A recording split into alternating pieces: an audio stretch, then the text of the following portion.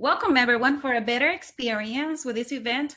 You can click on the layout in the top corner so that you can see a stage view or focus view, and that will be a better experience.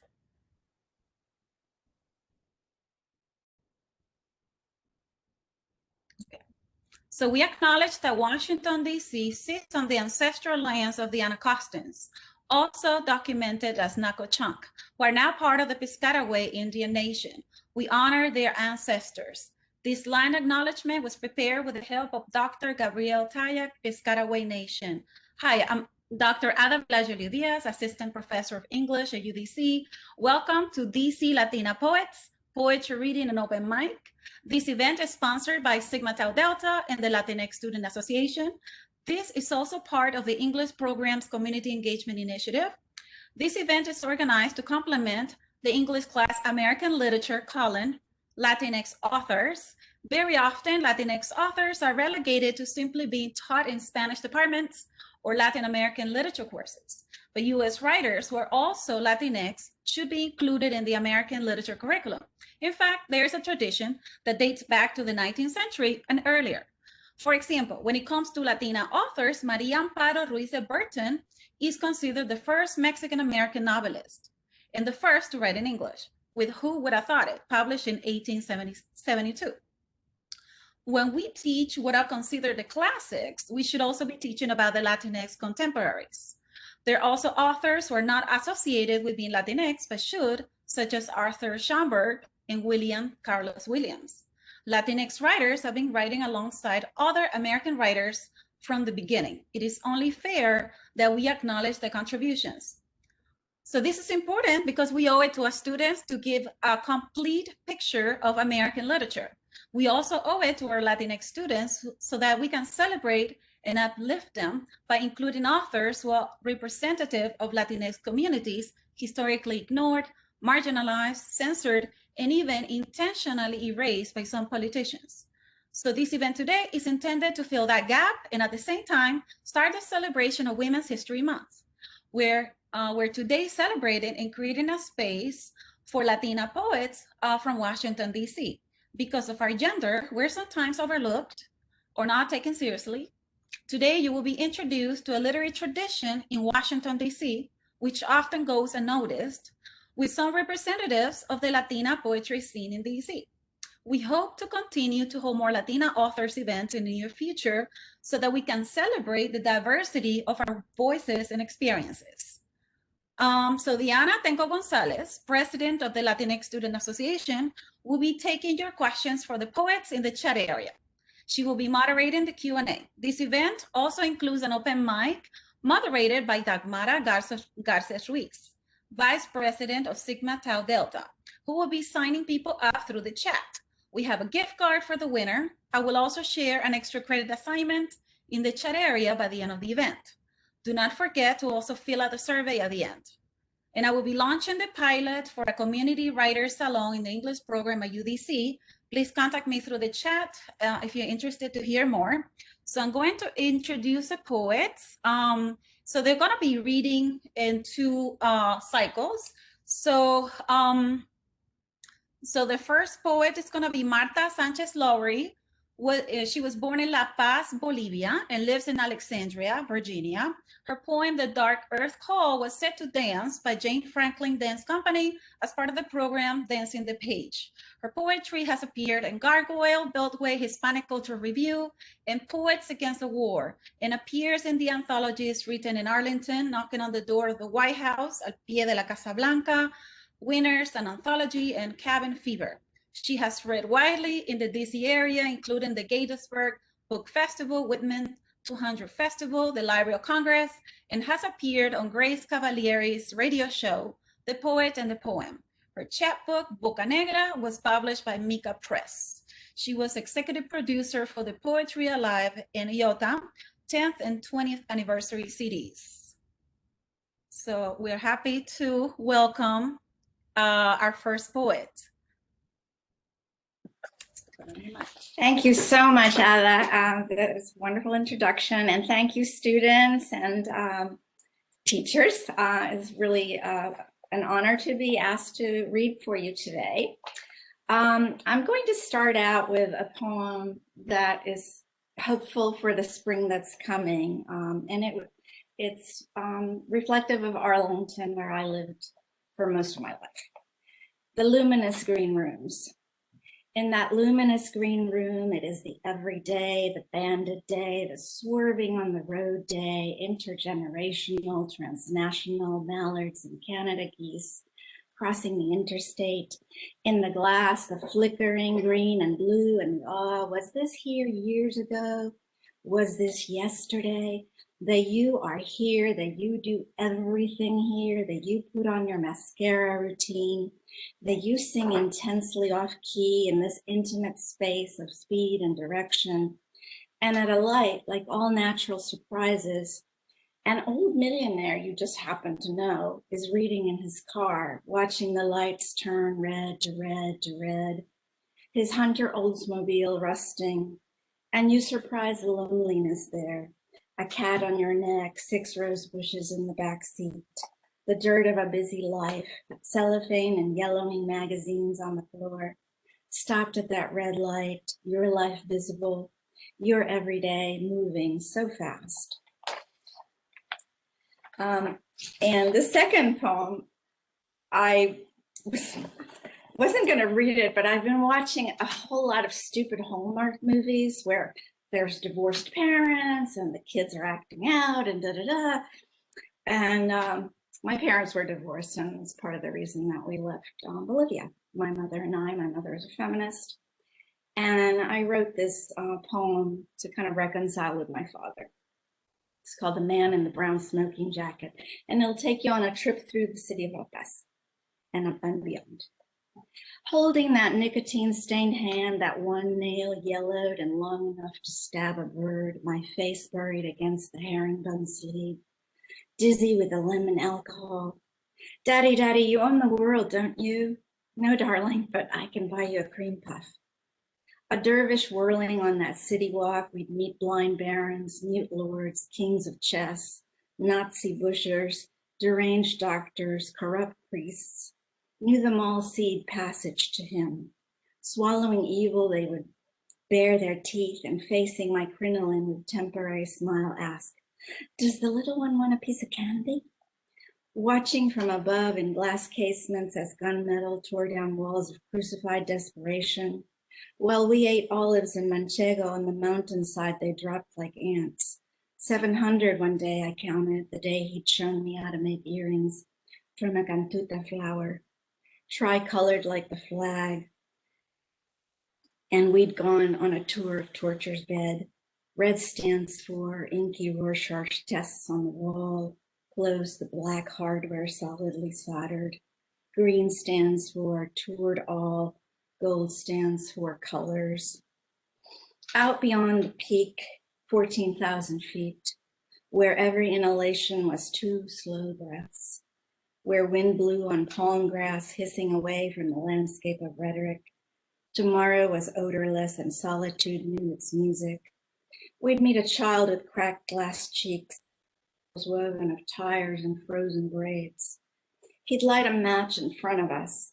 See, I'll swallow the fire and then the wind can't take it. And in that vertigo conquest of peak and valley toward the lake, we saw a multitude on that shore walking their earth, praying forget for one uncruel day. Let's dance around the sacred blue, drinking up the water of remembrance. While they pulled out the last trout to shore, he'd pulled out paper serpentines, built towers and pastel cities to frame against reed and cloud, left with that trout, confetti raining on us. Later, lost in the shadow of some dark room's brown leather sofa, I'd ordered a plain coffee. And he said there were times when a man hung up his own needs and all could see, and I saw the blue-gray wet and there flowing away, an emptiness and a longing and a not knowing. Daddy, Daddy, you own the world, don't you? And this next one follows on that same story. And how's my time? Okay. We moved here because my mom, as I said, was a feminist, and their divorce was really taboo at the time. So we came, just the two of us, walking in Immigrants Arlington. It is here we arrived with red check suitcases full of paintings and the Virgin. Art and faith survive it all. Alone we survived that first unknown ice storm. I had only seen capping our Andes, more crystal than cold. Our minds aflame because in those days they had made bonfires of the houses in the city, closed the bridges while intolerance exploded in the streets. Someone shot 3 great men in one historic blur. And we were now here as people walked barefooted, for and against need, crossing those same bridges that had seen Lincoln review the troops that united north to south. Those bridges I had crossed ever so slowly, admiring the golden lions on the edge of the afternoon, almost alive, guarding city and river. We lived near that sprinkling of white crosses, blocks and blocks of white interspersed with green, that place where we bear so generous a notion of freedom, and in front of a pawn shop, by derailed roads that had grown wild with weeds and old canal trails. And it never occurred to me to take my topaz cross or any other jewel to that pawn shop, nor to dream that I wouldn't always have this overgrown field to play in. And what I do remember is the silence then and later, the wide empty roads replaced, adhered to replace what was green and flowering, the old abandoned wooden houses sleeping under moss near the river, that charm of a small town that grew unhinged and now begs for change at the post office, the constancy of the river and the bridge which still continues, dividing and separating north and south, this and that, all that was so lost in the past, each day visited anew by someone creating memory, while I, who arrived so many years ago, saw it change slowly and in an instant. And do I have time for one more? Or you want to go? Okay. And then here's having lived in Virginia for so long and being in the time that we're in.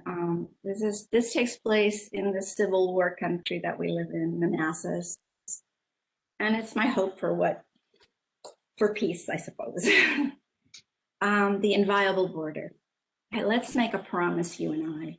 I walk over the cross-stitched fence we've sewn up with our history, our past, our heritage, our, and I drink your wine, that must of unknown ritual of stomping those fruits your trees have given, peaches, apricots, nectarines, and cherries, while we tremble before each other, a solid strangeness cast in shadow, big-winged and falcon shadows, light embroidering their borders, your wings in my shadow, my claw in your form. And in that marble icy light of heat that doesn't dissipate, you will drink this tonic I have made, fresh water run in spring with honeysuckle, wild berry nasturtium and lemongrass.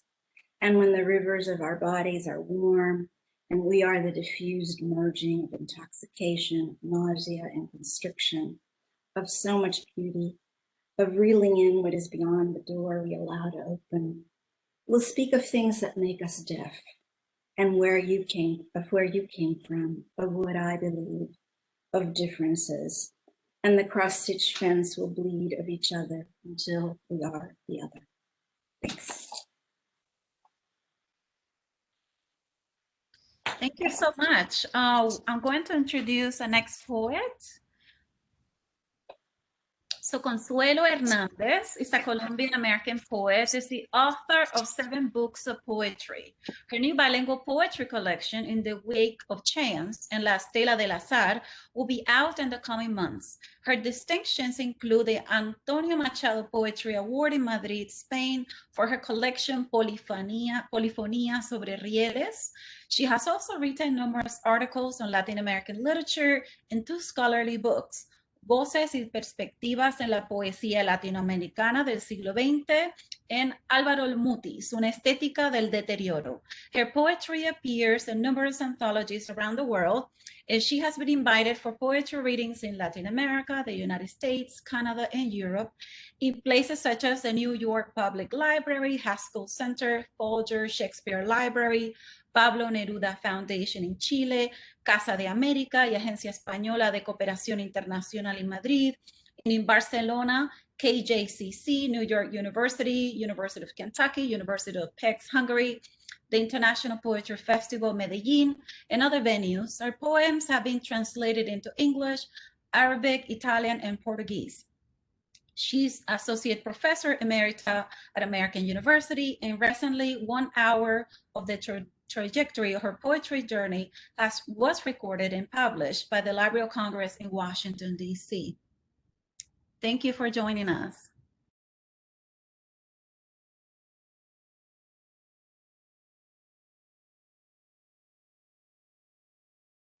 Consuelo, you have to turn your mic. Let me make sure that it works for you. So I sent you, okay, there it is. Thank you. Okay, just a second.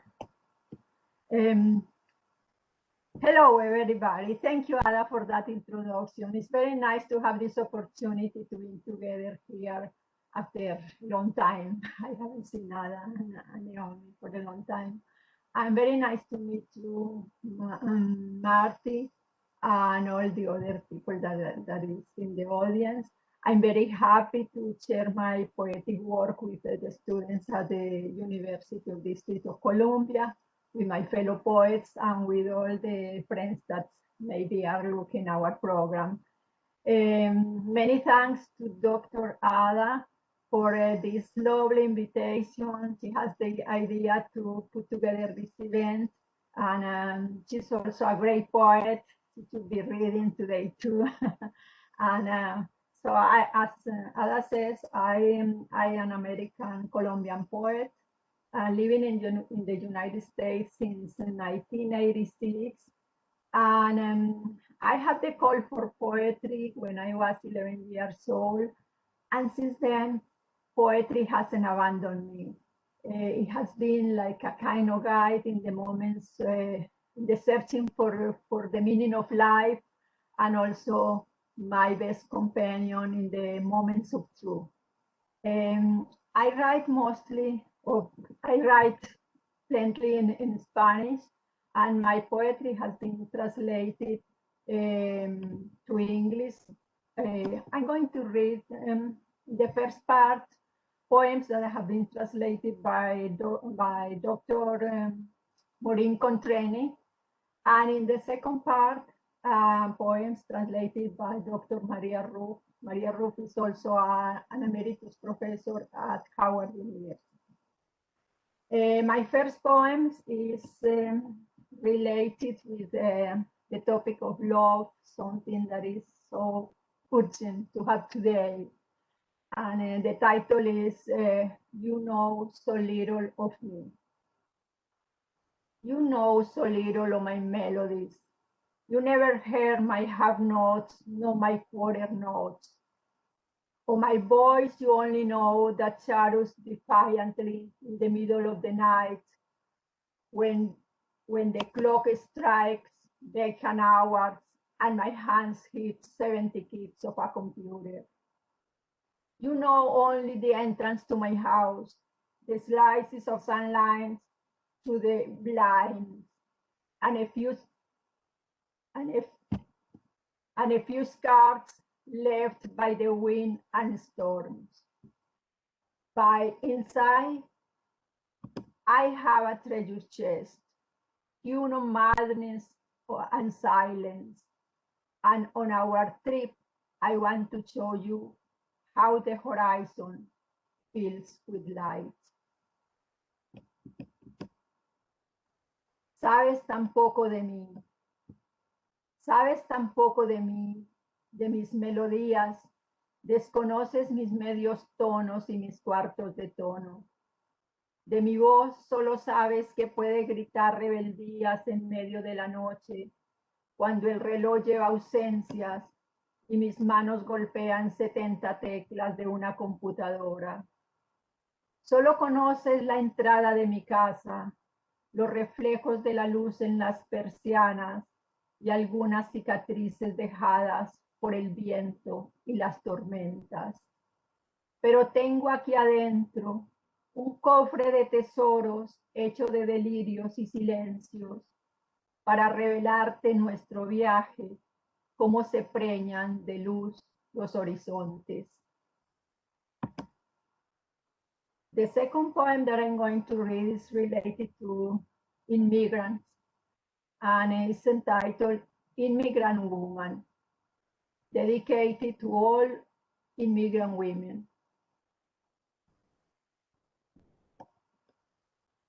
Woman that walks night and day with your immemorial key, you give rise to the true world, you cross the river, and no one acknowledges you. You get wet, you sweat, you lose your shoes. Another day's journey, burdened with exhaustion. You cannot verbalize their insults, but you are wise even if they catch you red-handed. They interrogate you. Who are you? Where are you from? What do you want from this land that already has owners and borders and walls and brothers who know about the slow death?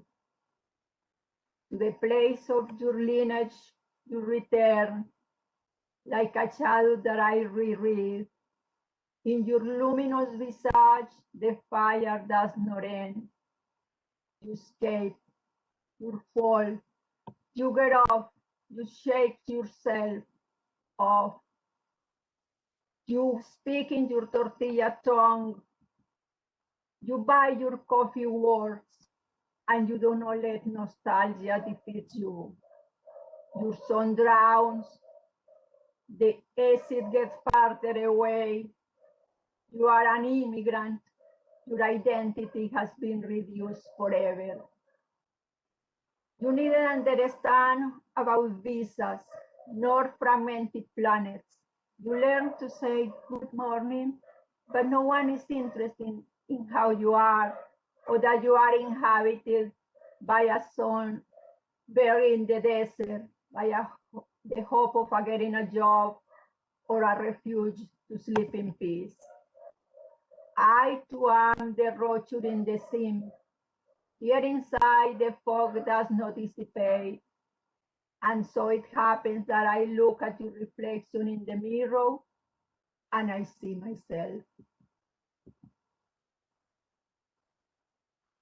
La inmigrante, a las mujeres inmigrantes. Mujer que caminas noche y día con tu llave inmemorial, das nacimiento a la palabra veraz, atraviesas el río y nadie te reconoce. Te mojas, sudas, pierdes tus zapatos. Otra jornada abrumada de cansancio. No puedes verbalizar sus injurias, pero eres sabia aunque te encuentren infraganti. Te interrogan. ¿Quién eres? ¿De dónde vienes? ¿Qué buscas en esta tierra que ya tiene dueños y fronteras y murallas y hermanos que saben de la muerte lenta? Al espacio de tu linaje vuelves como sombra que releo. En tu luminosa faz el fuego no termina. Escapas, caes, te levantas, te sacudes, hablas en tu lengua de tortilla, muerdes tus palabras de café y no te dejas derrotar por la nostalgia. Tu canto se ahoga, se alejan las salidas. Eres inmigrante, tu identidad se ha reducido para siempre. No entiendes de visas ni de planetas fragmentados. Aprendes a decir good morning, pero a nadie le interesa how you are y que estés habitada por un hijo sepultado en el desierto, por la ilusión de un empleo o de un refugio para dormir en paz. Yo también soy la ruptura de esa costura, y aquí adentro no se disipa la niebla. Y sucede que miro en tu espejo y me veo. Thank you. Thank you. Muchas gracias. Precioso. So now I'm going to introduce Naomi Ayala. I see you over there. Thank you for joining us. So Naomi Ayala was born in Puerto Rico, moved to the United States in her teens, eventually earning an MFA from Bennington College writing seminars. Writing in both Spanish and English, she's the author of the poetry collections Calling Home, Praise Songs and Incantations, 2013, This Side of Early, 2008, and Wild Animals on the Moon, 1997, chosen by the New York City Public Library as a 1999 Book of the Teen Age. Her poems have appeared in the anthologies Borinquen to Diasporican, Puerto Rican Poetry from Aboriginal Times to the New Millennium, Latino Boom, an anthology of U.S. literature, and First Flight, 24 Latino Poets. An educator and arts administrator interested in environmental causes, Ayala has received numerous awards, including the Connecticut Latinas in Leadership Award, the 2000 Dr. Martin Luther King Jr. Legacy of Environmental Justice Award, and the 2001 Larry Neal Writers Award for Poetry from the DC Commission on the Arts and Humanities. Ayala has been a visiting humanities scholar for Hermana a Hermana, Sister to Sister, and was co-chair of the board of directors for the organization Change Building Social Justice, starting in the classroom. She co-founded the New Haven Alliance for Arts and Culture. A resident of Washington, D.C., she currently teaches creative writing in ESL classrooms. Thank you, Naomi, for joining us. And I wanted to say thanks to Naomi that I have written poetry and share my work. Thank you so much. Hola, thank you so much for having me. Good morning, everyone. I am fortunate to be able to, and I love to write in both Spanish and English, but today I'm going to share some work I have for you in English. I'm going to share 5 poems.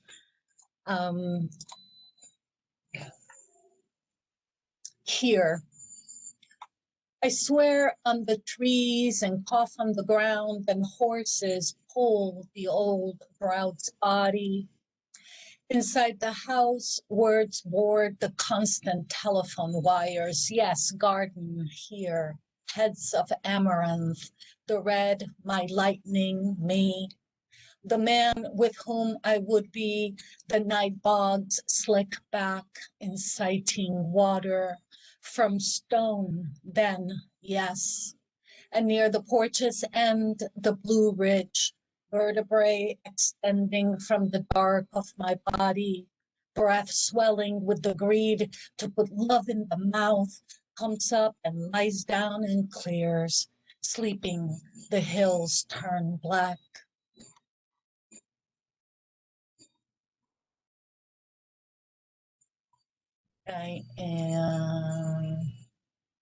It's too bad we can't really see you all at the same time and look at you all at the same time. Here we go.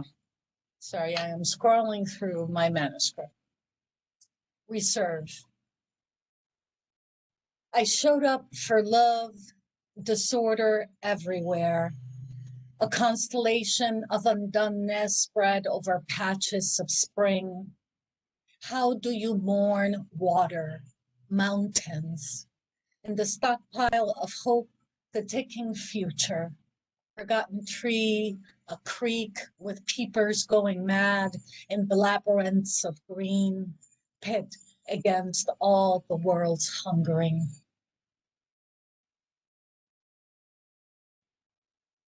Growth. The pines were planted tightly here, a dense weight down closeness we can't get through on our feet. So on all fours we crawl at dusk to the heart of the cylindrical grove. Flash of red fox near, above us hawks, the curved tail of the universe. Behind us, a world of things that seem beyond repair. The trees, I tell him, musing, are always here. You're crazy, he says. What does that mean? Are dead, but present, I say. And the living are always dying, but not always here, not as alive as we think. And for a moment, we just sit there in the blue hour. Can't argue with that, he says. If we go on leveling mountains to make way for a world of steel and concrete, what then was the invention of the wheel worth? The nano-sized beds of intelligence that stunned the distant stars. If whales beach into the sad cemeteries of our making, of what use military defense technologies? Jeans and wallets and suits, brakes and retro-reflective canisters and pools of medicine, and you, my love, the screaming future. And I am going to close with this poem called Rain, which just appeared in Barrel House, which is one of our local literary magazines. Keep. How to paint the rain, speak, sing the rain, how to rain walk when it's not raining, to keep rain skin all night long and go to work smelling like rain, doing your rain love thing when the boys don't see you coming, don't know the rain in you. You will never be an executive. You love the rain too much. You will never be not here. Let it pound, sweep, gutter run, turn grown men into shivering rivers, and keep the children awake. Let it smooth out this and that of the world of the invisible. Let it keep. Thank you. Thank you so much. So we started a little late, so I don't know if the poets are interested in doing another round of maybe 2 poems each. So what do you think? So Naomi, Consuelo, Marty, what do you think? Sure, yeah. Okay, so we start with Marty. You with Marty. All right, well, if just 2 poems then. This poem is about the Andean Aymara culture, and it's basically how justice is done in still today, takes place in the villages on their own, with their own rules. It's called Equatorial Transgression. Thou shalt not covet thy neighbor's wife. Que frío. Here it is always an interminable nowhere of winter. What little scrub brush there is wiry and flowering, its small hope cleft to the edge, the only beyond of this desperate flatness, where 4 men stand iconic judges on a promontory. Above sheer precipice and rock, beyond is only a fall, and the sound of wind meeting rock, and then nothing but the circling of the bird, so high and close to heaven. The white-haired sages stand, black ponchos, red chulos, chewing coca leaves. Listen, listen, the wind is so sweet, so like the night you cut out my heart and I let you, knowing they would go to the bird and ask him whether you'd make me blossom like a poppy on the crater's bed. And finally, believe it or not, this is a true story as well. And it's dedicated to Anthony Bourdain before he passed away. I just loved him forever and ever. And I love men with tall, long-legged men. 3 long-legged men. I once loved 3 long-legged men who have all died now. That's how long I have lived. Though I hadn't lived long then, I loved them all at once, loved the way they would take to dirty streets, passing hobo jungles and needle parks. They would swallow those streets in 1 foot span, walk right into heroic murals and not look back. Love the way they made sense of everything, crushed quandary into fine sands you could pocket in a velvet pouch of knowledge. Love their offerings of grapes like thick skins, earthy and sour that turned you like a vampire. Love their pockets stuffed with tiny annotated notebooks. Surreal as it was, they would invite you to dinner, throwing flaming arrows at your yard, speeding by on their bicycles and angering neighbors, lay out picnics under willows, dance with you in deserted mansion ballrooms. Love the way they would invite you to homes and airplane hangars, and then that industrial emptiness, they would love you, tenderly iron your clothes for you, hold your hand while you jumped out of planes. Love the way they steeled your fear with laughter, running into the ocean in sudden thunderstorms, the laser light and adrenaline buzz of it all. There was all that driving and all that traveling to Gila Bend and Bisbee and beyond, the tumbleweeds dancing. And in the two-story TWA lounge, drinking transcontinentals, there were choices I didn't make. But how say you, a 3-2 punch cliche of falling wings and cars crashing in mountains, and oh yes, the ranger who didn't die at the paw of a grizzly but got eaten by the sun. There were once 3 long-legged men. I loved them all at once, though I hadn't lived long then. Thanks.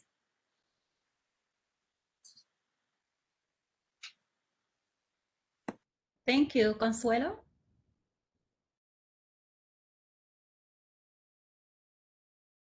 Okay, you have to unmute yourself, Consuelo. Let me help you out.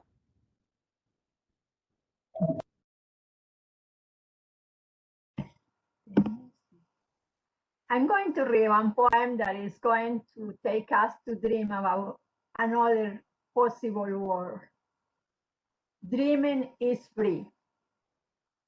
Listen to the market women, the displays walking exhausted, the revolutionaries arriving from all corners of the planet. The people will take over the reins of affairs. New age. Perpetrators will perish in their own guillotines. In the open air, we will saunter, enjoying the breeze of the new times. Dreaming is free. Early to withdraw will be declared. A fair government for all, with wide open eyes to see all the inhabitants on earth.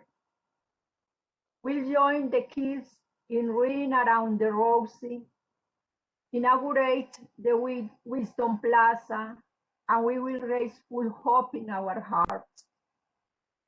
The world will be as true as the firmament, and we will tune our strings to the note that moves caravans forward. And no more torture in dingy cellars, burial grounds of oxygen or polluted air. No more streets, no more usurers bleeding the streets dry. Let's draft a new cartography, another undiscovered path, for a new era is dawning. Dreaming is free. Soñar es gratis. Escuchen a las vendedoras del mercado, los desplazados que marchan agotados, los revolucionarios que vendrán de todos los flancos del planeta.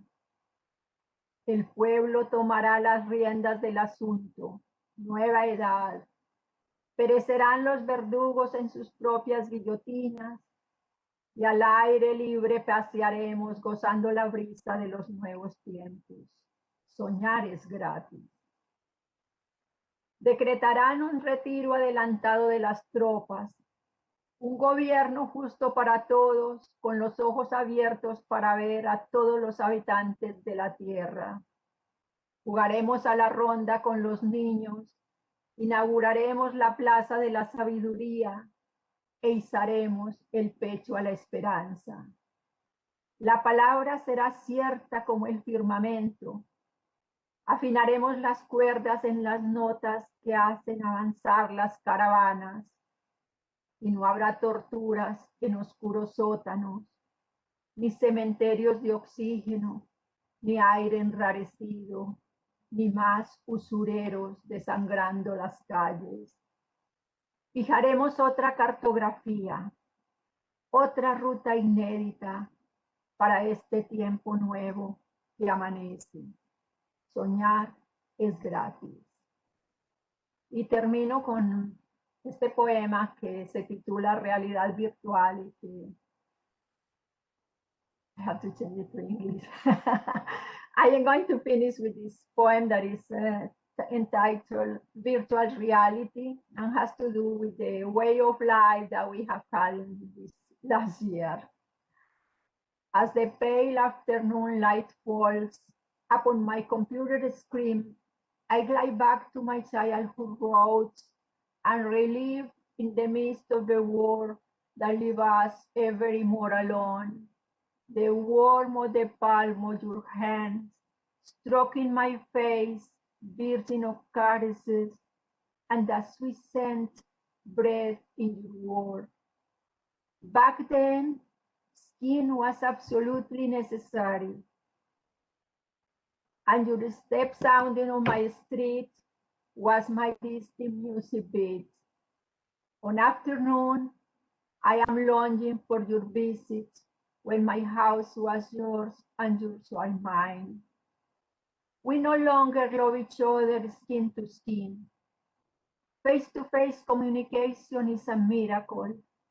Enjoying your body's fragrance is impossible. Nowadays, we have virtual love, virtual beauty, virtual reality, and artificial intelligence. I have not embraced my most beloved in a long time. We send each other electronic messages without any meaningful hand trace. We nearly forgot sharing a table. Humans are hard to find in my spaces. We are living in an avaricious time, obeying the web that engulfs touch. If you came back to life, my friend, if you return, you wouldn't know where to turn in this present technocratic reign. And I think I'm going to leave it there because I think I took already 7 minutes. Or can I read in Spanish? It's up to you. Léelo en español, por favor. Ok. Realidad virtual. Mientras cae la tenue luz de la tarde sobre la pantalla del ordenador, me deslizo por las calles de mi infancia y revivo en medio de este mundo que nos deja cada vez más solos, el calor de la palma de tus manos recorriendo mi perfil virgen de caricias y la palabra endulzada con tu aliento. Entonces la piel era absolutamente necesaria y el sonar de tus zapatos en mi calle era una nota inconfundible de mi música.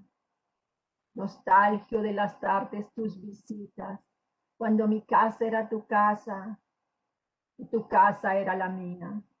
Ya no nos amamos piel con piel. Comunicarnos cara a cara es un milagro. Aspirar el humor de tu cuerpo no es posible. Ahora tenemos amor virtual, belleza virtual, realidad virtual, inteligencia artificial. A los seres más queridos no los abrazo desde hace mucho tiempo. Nos escribimos mensajes electrónicos sin la conocida huella de la mano. Casi olvidamos la mesa en compañía. Los humanos escasean de mi paisaje. Vivimos un tiempo avaricioso, sumisos a la red que absorbe el tacto. Si vivieras, amigo, si volvieras, no sabrías cómo orientarte en este actual reino tecnocrático. Gracias. Gracias. Y ahora, now we're going to finish the round with Naomi Ayala.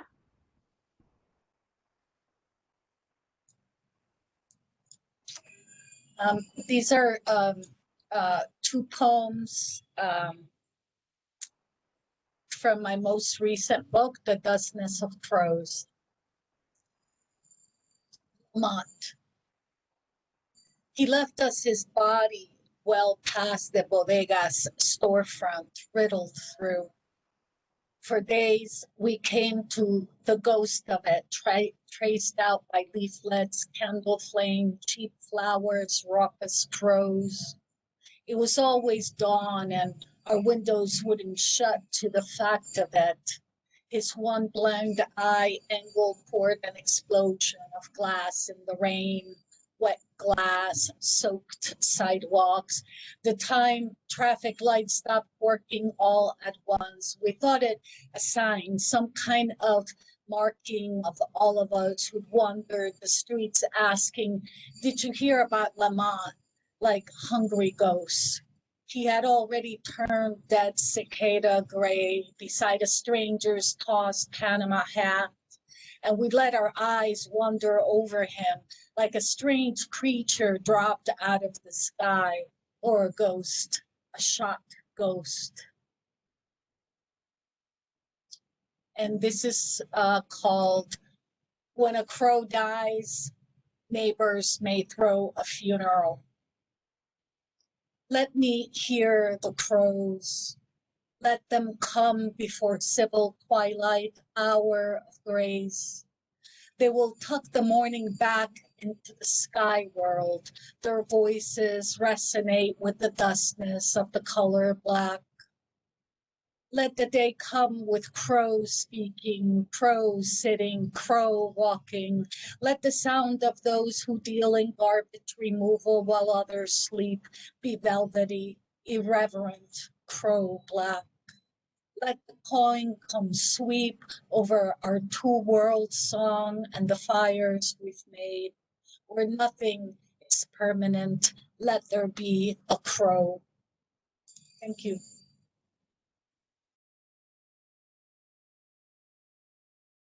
Thank you so much for joining us and sharing your poetry. So now Diana Tenko Gonzalez has some questions that the audience wants to ask you. So she's gonna take over the event right now. Okay, so the first question, it was, what was your inspiration to become a poet?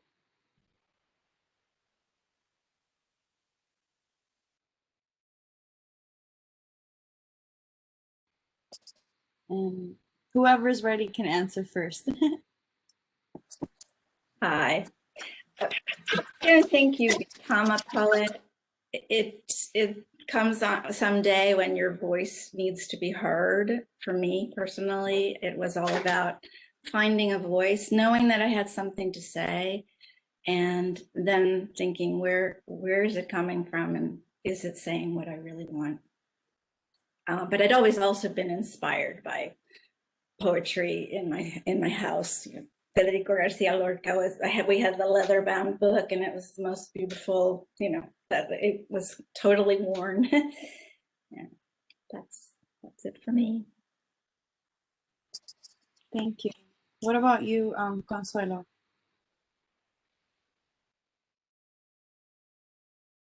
You're muted. You have to unmute yourself.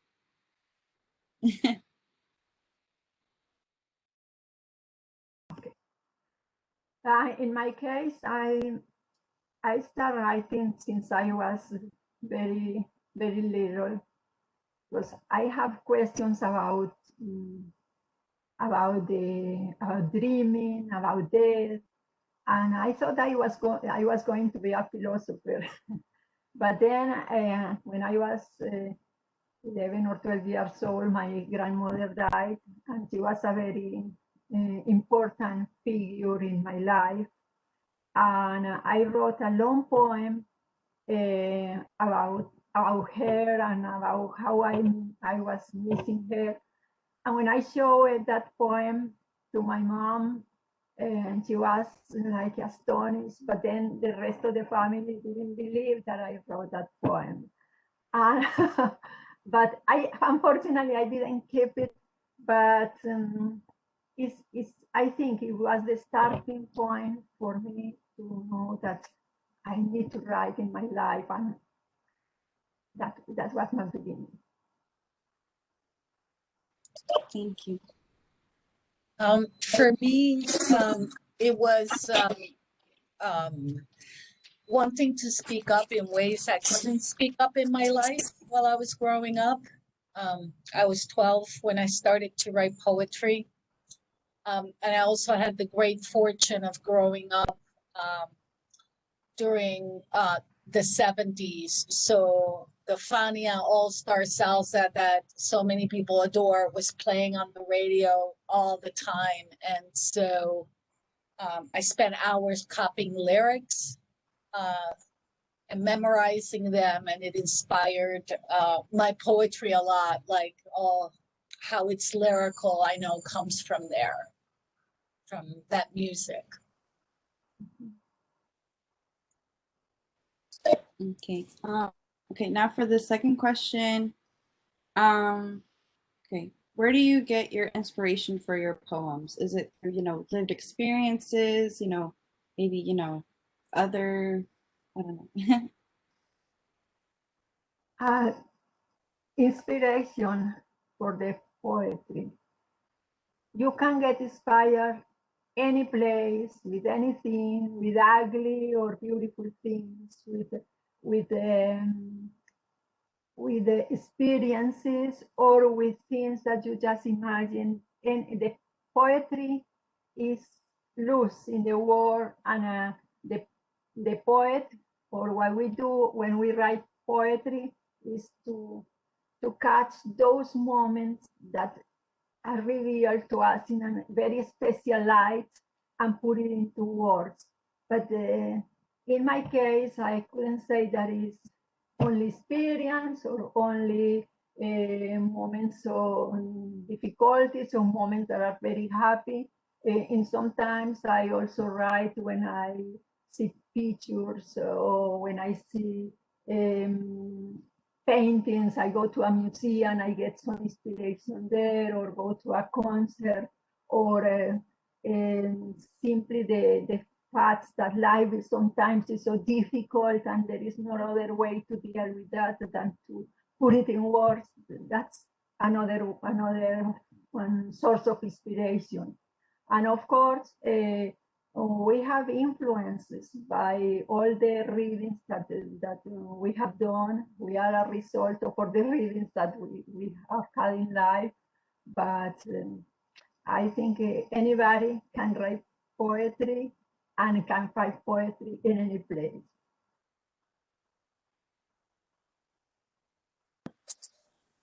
I would agree with Consuelo. You find the inspiration everywhere. I'm a super nature lover, and so a lot of my poetry stems from that, from watching the seasons, and somehow imbuing emotions into that nature, observance of nature. And then your experience, like the things that were really difficult. In my case, I write a lot about my immigration, my life as an immigrant, and then the happy things as well. Those are really it. And I think there's also a push for us to learn how to write form, how to write, that it's an art, it's a craft, and learning how to do that is difficult for me. I tend to just write, flow. And so once in a while, I do try to do form poetry, and it's very difficult for me.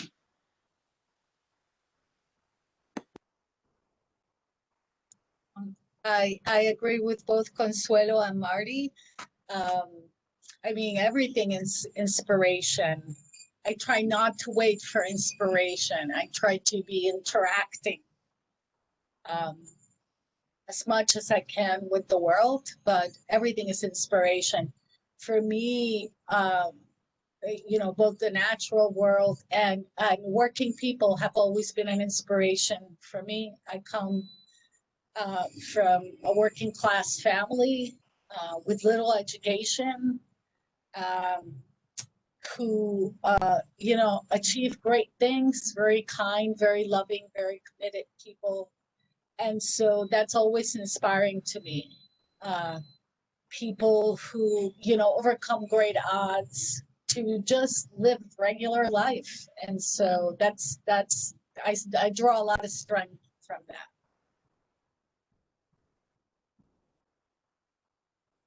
That kind of leads us into like our next question. Like what are the okay, what writing process do you guys go through? Like, is it a full blank page and then you start writing, or you already thought of an idea? Like, what's the writing process like for you guys? For me, it's kind of like I get a phrase, I get some sort of couple of sentences, and I mull on that for a while and put it down, and then, you know, work it through. Sometimes it's written all at once. Other times it's revised and revised. I have a poem which I really, really want to work. It's called Southern Noontime, and it's about mixing loving someone and learning how the anti-war movement and you know, how all that clashes with us. And I've revised it and revised it and revised it. I love it, but it's still not there. It's been years. And the same thing during this pandemic time, you know, you think, oh, we're writing so much, but I have a poem that I'm waiting to also birth, and it starts with the notion that I saw a tree, and the wound on a tree, like a keloid scar, I don't know if you know, is, you know, when you get wounded and then it scarifies over it. And I think we'll have something like that after, you know, after we live through this. So I'm waiting for that poem to birth. And that's for me.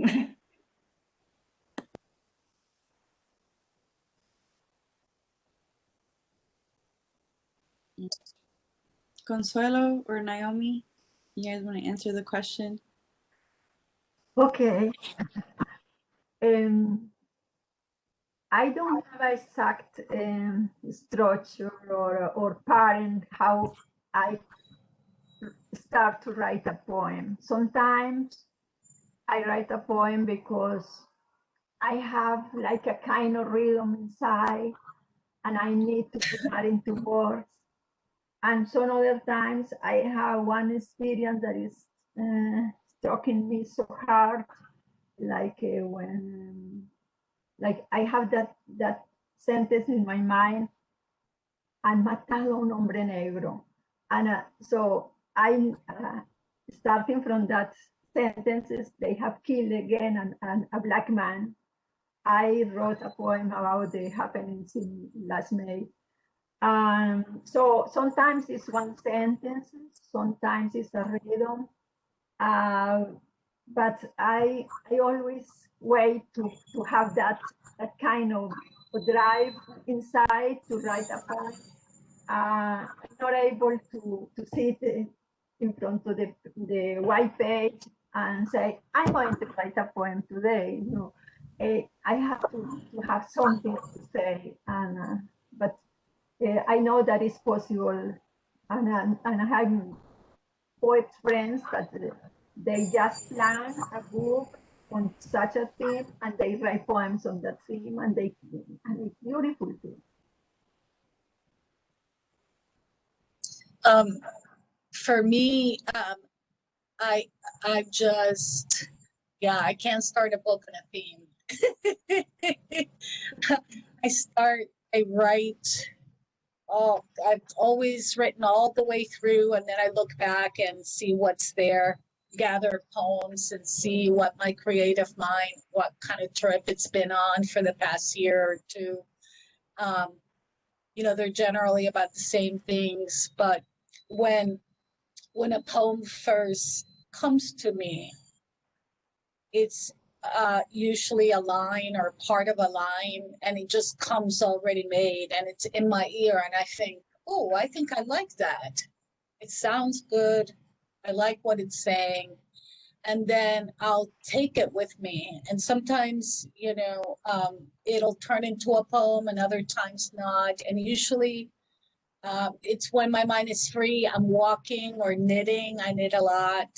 I'm doing something physical and a line comes to me like that. And then I'll write the poem out. Sometimes I'll just compose almost all of it in my head before I actually sit down and write it and revise it in my head. I didn't used to be able to do that when I was younger, but I guess I've been doing it for so long that my mind can kind of hold it in place. And then other times it's a visual flash. I saw a man, I wrote this poem that I really loved and other people liked it too, about a man who digs a hole. And I got to watch him for most of an entire day digging a hole by himself. The Department of Public Works brought a crew, cleared the area, but then left him alone with the shovel. And I thought, here's this man all day digging a hole, in 20, I don't know what it was, 15, 16, 17. And then I went away. I had some errands to do. And I went away for like 3 or 4 hours and I came back home and he was still digging the hole. And so I just watched him dig the hole. But a few days later, that image, the flash of him digging, was the thing that kind of birthed the poem. So it's usually something visual or sound, or rage. If I'm reading the news or I find out about some incredible injustice, is just, it's a way of doing something where I normally feel crippled and that I can't. I feel powerless, to do anything, to affect any change. And at least I want to let other people know about it and share in how unjust it is. And maybe somebody else can do something to change if I can't. Okay. So another question was, what advice would you give new writers? And also onto that, how would they be able to, advice on getting published?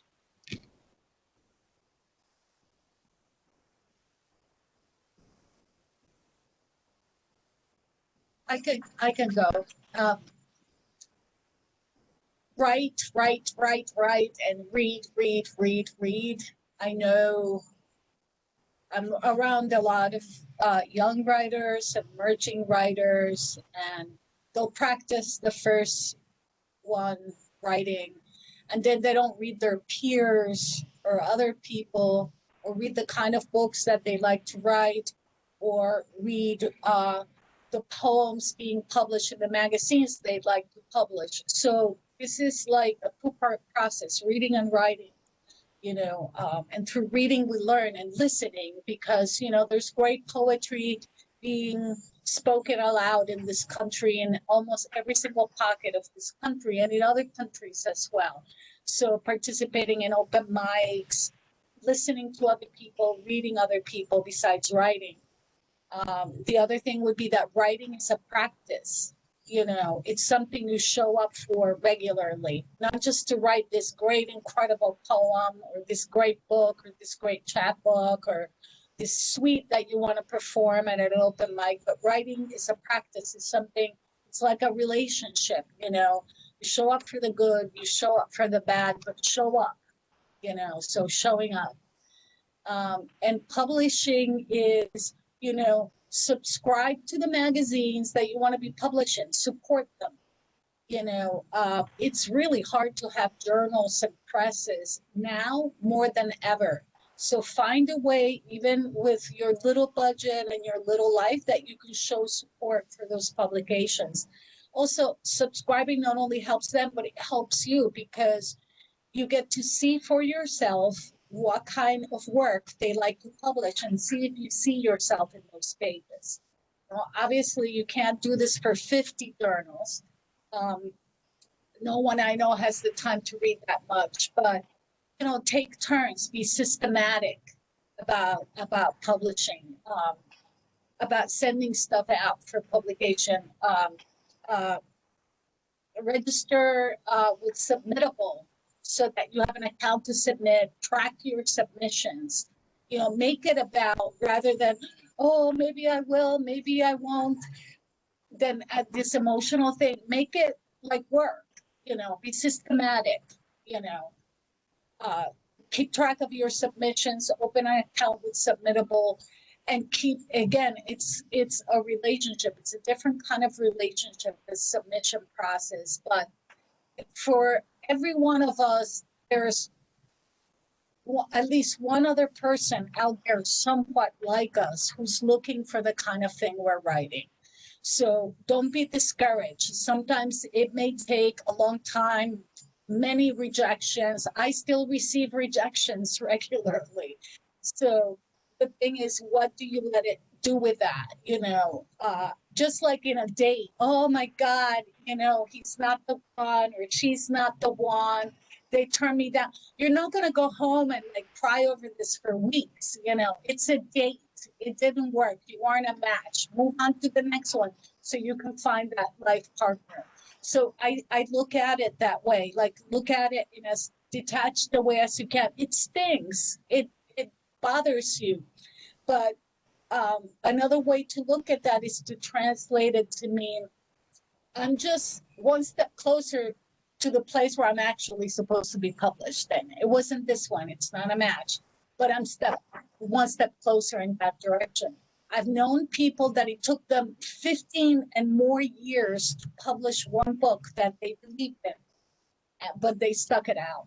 So whatever it means for you to stick it out for the long term, stick it out. It also may be like this, may be instant. You may not need to wait, but you're not going to find out until you try it. So if that's what's in your heart to do, you know, you can write and publish poetry while you do anything else in this life, be a doctor, be a teacher, be a social worker, anything you choose, you can still continue this life. So there's no excuses. If this is what you want to do, if it's in your heart to do it, you can make it happen. I just would like to I am in agreement with what Naomi has said. I just want to add that one very important thing to write is to live life to the fullest. You have to have enough experiences and have lived enough to have something interesting to say. Otherwise, maybe you are going to be a good writer, but there is nothing new to give to the world. So live your life, be a good reader, and write and write and write, and then things will come by themselves.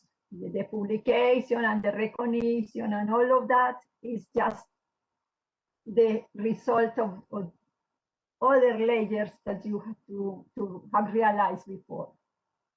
Every person that writes is first a very good reader, and every person that writes interesting books is a person that have had interesting and full and deep experience in life. Oh, I would have to second all of that. Thank you so much, Naomi and Consuelo. That's such good advice. I'm a terrible submitter, but I always love to encourage people. I ran a literary magazine for 10 years, my husband and I. And then I, did the 2 CDs for IOTA. And I also was the director for the WordWorks, which publishes a poetry collection every year through submissions, and you pay $25, and that's how the book is actually funded. So it's interesting to know, as Naomi was pointing out, that you're going to spend some money in these things. So knowing where to direct your finance, your small amounts of money, and there are places where you can submit without having to pay a submission fee, but be prepared for some of that. And then when just from experience from the word works, we would get 400 or 500 manuscripts a year. And it's a process of luck and matching. You know, there are so many different types of books that came out of that process, but it was the judges, you know, you have these first tier judges, second tier judges, and then you have a final, maybe 3 or 4 people that are going to decide on that publication. And in the end, those 3 or 4 people that are reading those final manuscripts are in complete agreement about what was good. So there is something to the craft and to the experience as well. And so I also encourage going to the open mics, you know, when they hopefully return, or there are virtual ones, I guess now. And also encourage belonging to a writers group. For me, that was really, I actually did the Jenny McKean Moore Fellows at GW, which is there's a writer that always comes and is allowed to give a community class, which was free. So that was one way that I got involved in the DC community, as I got into the Jenny McKean Moore class. And that introduced me to lots of people. And when that class was finished, 3 or 4 of us were friendly, so we would be sharing our poetry. And over the years, some of those folks have published 3 or 5 books. You know, I haven't published as much, but I really love sharing with them and having voices that I respect look at my work over the period of time, and me looking at theirs to see, you know, we're sharing a craft as well, but we're also we're going on and living the best life we can. And as my mother used to say, I super echo she used to say 3 hours to read, 6 hours to think, and 1 hour to write. Sort of as a ratio, you know, like you really need to have thought things out for yourself, or really, as Consuelo was saying earlier, she wanted to be a philosopher. You're kind of, you know, this is the philosophy or the politics or whatever it is that the subject of your art, you're going to have to think a lot about it and then get down to the page, however inspired you are. But it's a wonderful process. And as Naomi says, anybody can do it, whether it's a teacher or for me, I was a human resource manager, and, you know, I wrote at midnight. Thank you. And last but not least, the last question. What is it like being a Latina poet and, you know, also being able to share, you know, bilingual work, your bilingual poems? I can go first on that. I really love the fact that there's a movement to share bilingual work. And everyone always asks you, what language do you write in? You know, and it doesn't, some poems will come in Spanish and then they are untranslatable. And some poems will come in English and they're very translatable. It really, you know, language is, it's such a confluence of things. And so for me, I like the fact that we are beginning to honor Latinx folks. I was on Twitter the other day echoing Joaquin Castor, who was saying, well, there's one Hispanic person at the Emmys, or, you know, at the Golden Globes. And why do they always have to just trot out one person? We have so much talent in all of these areas and we have to get better at, you know,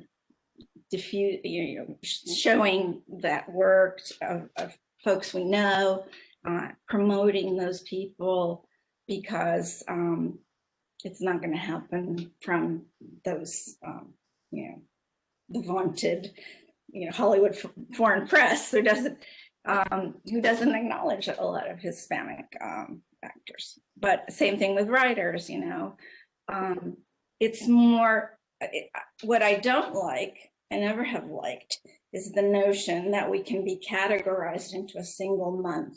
And so that's the month that everybody invites you to read. That's the month that everybody says, oh, I love your work. And the rest of the year, nothing, so I want to be able to have it all year, be able to be just, no difference between me and any other, diversity option, because we all are human and we are all communicating the same thing, hopefully. Love and I second that emotion. It's gotten easier. I struggled a lot in my teens and my 20s and even up to my 30s when things weren't as inclusive as they are now.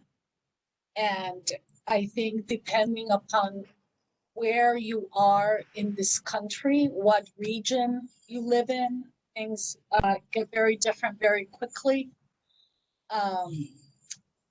So, in terms of being a Latina writer, I can't separate the world of writing from the rest of the world because it reflects what's going on. It's slower to change than the rest of the world.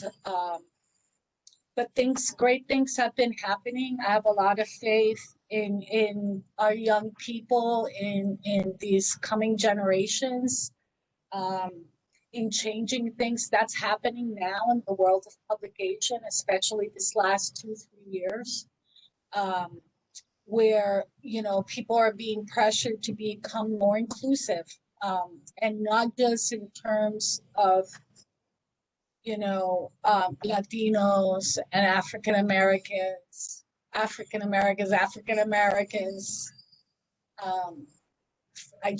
There's so much going on in the world. So there's a lot of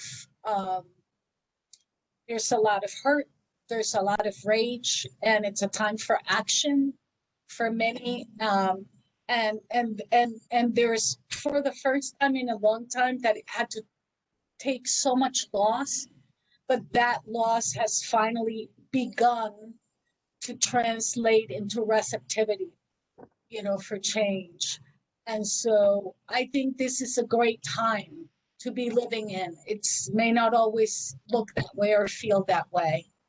It doesn't to me a lot of the time, but it is a great time because that loss is finally translating into the beginning of receptivity. So I think in the coming years, we're going to see a lot change in terms of African Americans and Latinos and Asian Americans and Native Americans having greater representation in the publishing world and the literary scene. That's already begun to change.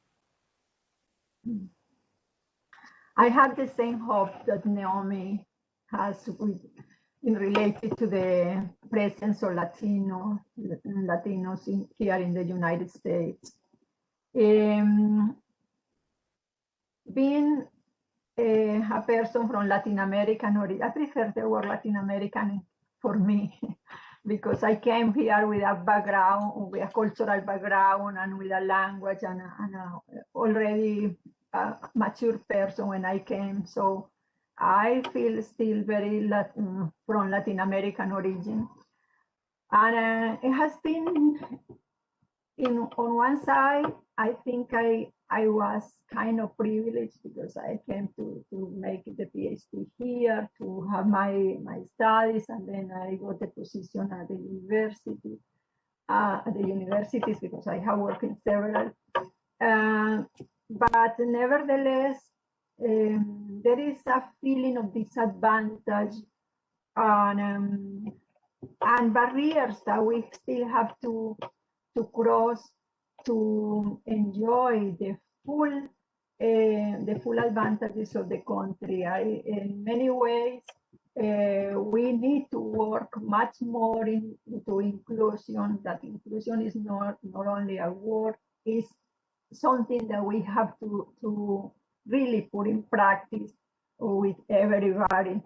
And poetry for me is like the battlefield. It's the place where I can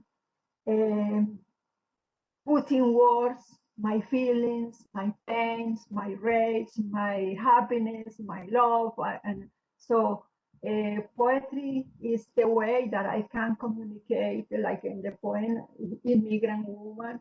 That's a poem that took a long time to write, because it was from that discomfort of what women have to suffer crossing that border, and sometimes risking their lives, losing part of the family. And I think when you see that in a poem, it's like it's here, it's look. And so this is my work is concentrating in poetry, this is the way that I'm going to continue doing what I can, putting my little grain of sand into the sea to contribute to make this world better. Well, thank you so much for sharing your thoughts and having this Q&A with us. I'll now pass it to Dagmara so she can start up the open mic.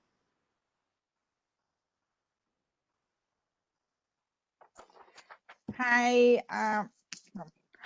hi, thank you for all your advices and everything. It's been wonderful having you here. Now we will have some students. We have 5 students that are signed up for the open mic, starting with Grace Saraton. Go. Hello, everyone. Wow, tough to follow all of that up, but someone has to. So this is my poem. It's called My BFF. Okay. My BFF shows up unannounced and uninvited. Excited, she brings up things I don't care, half reminded. Over and over in different tunes, she sings loud and off-key on cloudy afternoons. My BFF, the overthinker, always stays too long. Excited, presses repeat after each and every song. Over and over, now we're dancing offbeat. Her favorite songs are stuck on repeat. My BFF keeps at it. Her energy's contagious. Excited, she gives me a glimpse on what it means to be audacious. Over and over, then briskly storms out. Alone again, I'm left with an energy drought. My BFF has gotten gentler and kinder with age.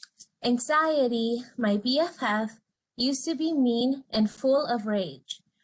Over time, I've learned to be patient with her, and anxiety slowly has learned to behave.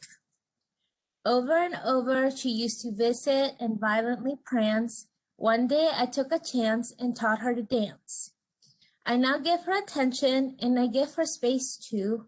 My BFF, anxiety, you and me and you. Thank you. Thank you, Grace. Thank you. Next participant will be Diana Montero.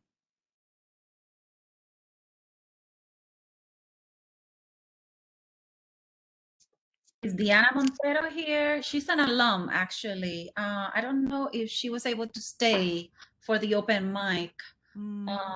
So if she's not here, I don't see here. Yeah, so let's go with the next one. Okay. The next one is Alejandra Linus.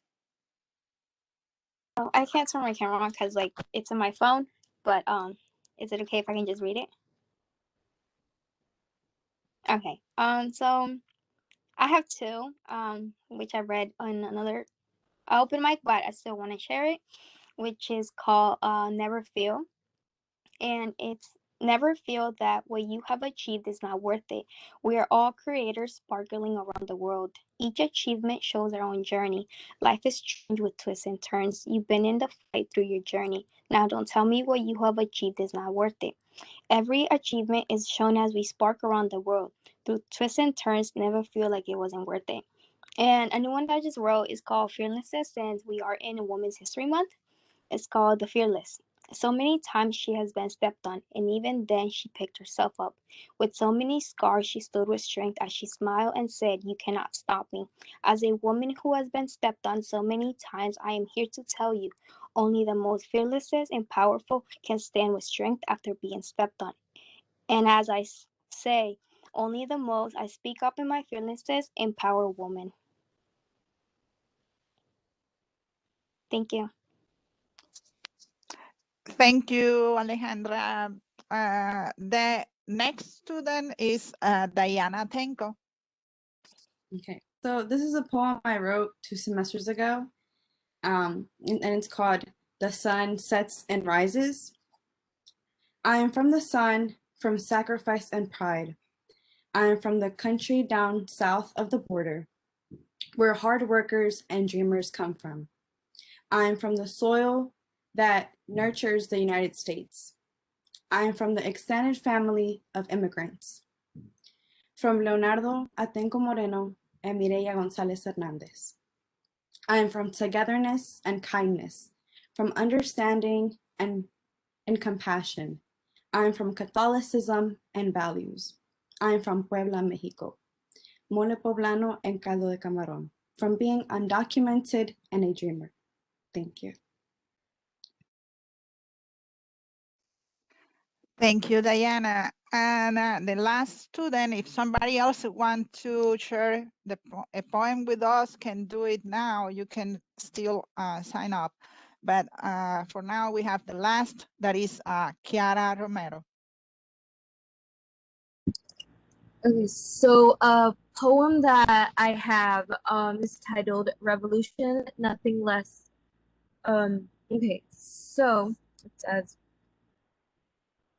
it is beyond time that we organize for a revolution. There are people that have not heard of any revolutionary organizations, such as the Revolution, the Communist Party, the Revolution Club. Therefore, those people rely on this useless system, and that is sad. Knowing about the Revolution Club will bring happiness, comfort. More people would be aware that there is a group that is fighting for a new world. A better world is possible.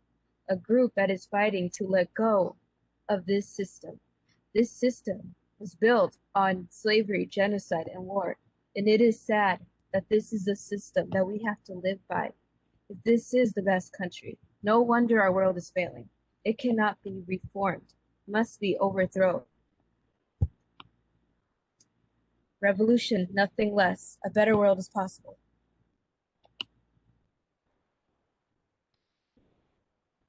And that's all. Okay, thank you, everyone for sharing with us your poems. We have in the chat the area where we can vote. If you want, please click on it and vote for one of the participants.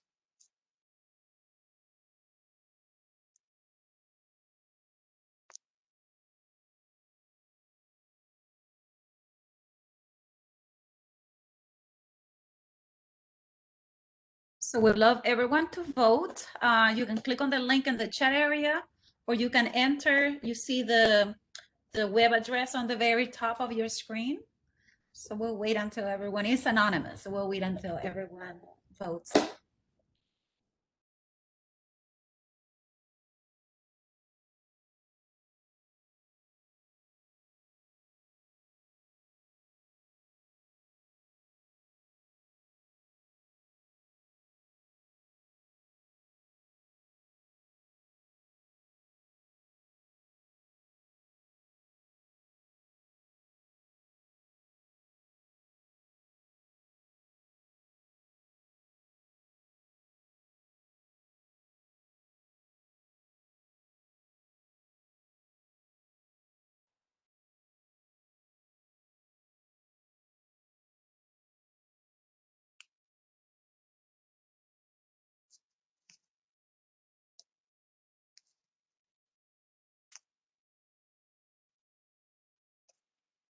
Does everybody vote?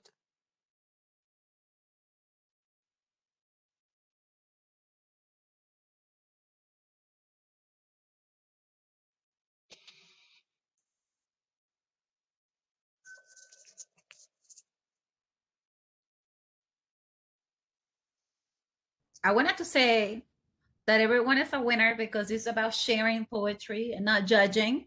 But we have a $25 gift card and we just want to give it out. Thank you for participating. It looks like the voting has finished because this is not moving anymore. So Dagmara, do you want to announce the winner of the gift card? Well, our winner today is Grace Saraton. Thank you, Grace. Thank you, everybody, for your participation.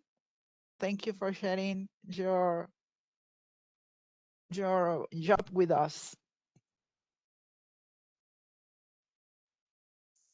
Grace, I already have your email. I will send you an email later with Dr. Diaz to see how we will send you your prize. Thank you. Thank you so much.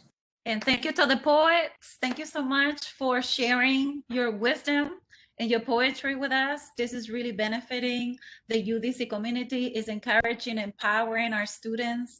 And it's a very unique experience. And I'm glad we're still able to have little events and open mics on the virtual setting. So thank you so much, everyone.